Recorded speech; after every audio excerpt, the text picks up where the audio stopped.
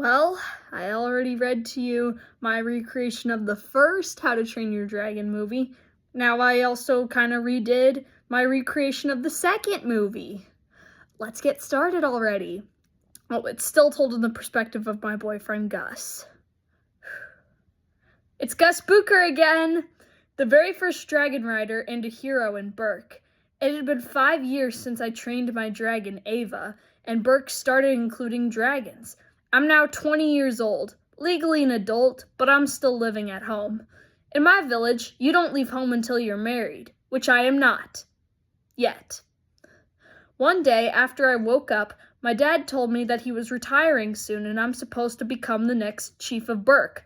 I freaked out and flew away with Ava, not caring that I was going to miss the dragon race I was going to have with my girlfriend Matilda and my friends Dan, Des, Hannah, and Sam.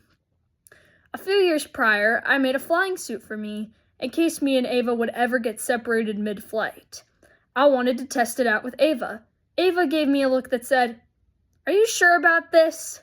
I told Ava to trust me and I clipped myself off the saddle, jumped off of her, and activated the flying suit. I was having fun flying, but it screeched to a halt when I was about to crash. Ava saved me and we landed on a new cliffside.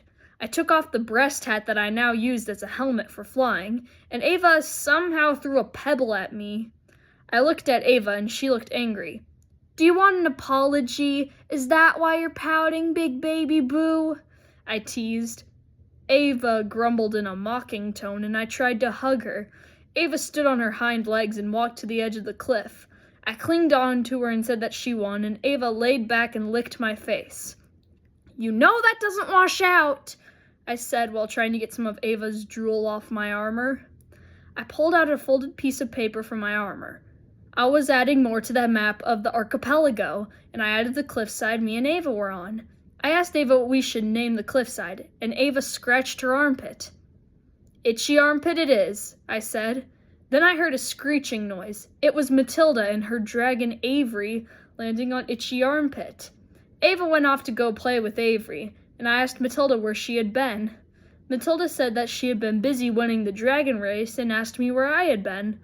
I told Matilda that I was avoiding my dad and told her all that happened. Matilda was so excited for me and punched me in the gut, almost breaking my flying suit. I told Matilda that I wasn't ready to become chief because it wasn't who I was. Matilda said that she'd be really excited if it was her.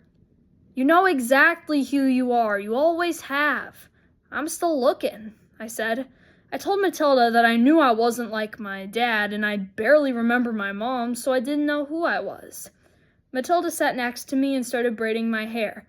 I admit that I don't always like when Matilda braids my hair, but I let her do it because I love her.